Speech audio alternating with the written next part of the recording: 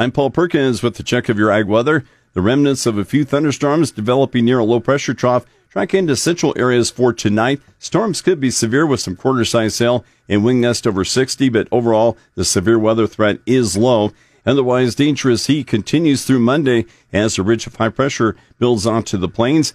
After highs this afternoon in the 90s to the low 100s, our daytime highs reaching to the mid-90s to the mid-100s for tomorrow. Sunday, that hottest day, with highs ranging mostly from the upper 90s to the mid-100s. We could see temperatures near 110 over southwest Nebraska. The combination of heat and humidity makes it feel like it's 100 to 105 over the weekend, possibly as high as 110 on that heat index reading over southern Nebraska and northern Kansas on Sunday.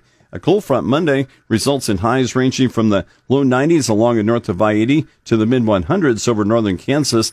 Occasional thunderstorms return for Monday night through Thursday, with the highest chances on Tuesday night.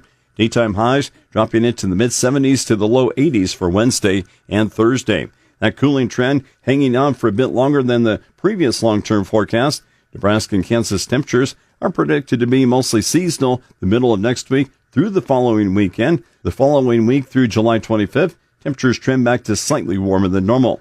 Slightly above normal rainfall is predicted for Nebraska and Kansas the mid to late part of next week before we see a flip to slightly below normal rainfall next weekend through July 25th. Key weather factors influencing the markets include spotty thunderstorms in the Corn Belt, too much rain for parts of northwest Europe and southern Brazil, and the continuing hot and dry weather for the Black Sea region. In much of the U.S., hot and mostly dry weather prevails the next several days. Across the Corn Belt, spotty thunderstorms accompany the transition to hot weather. Early next week, a relatively strong summer cold front pushes southeastward across the plains and Midwest, preceded and accompanied by rain and thunderstorms. Behind that front, much cooler air overspreads the north-central U.S.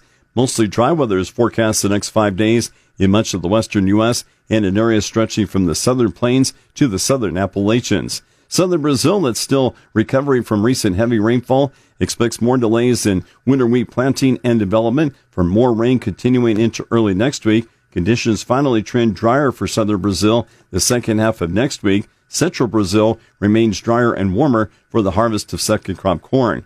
Germany and France in northwest Europe still too wet with rain chances into early next week, further delaying their wheat harvest.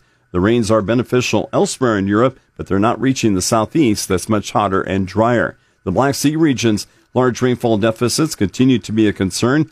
Late next week, western areas of the Black Sea region could see better rain chances, a benefit for the corn, but too late for the wheat.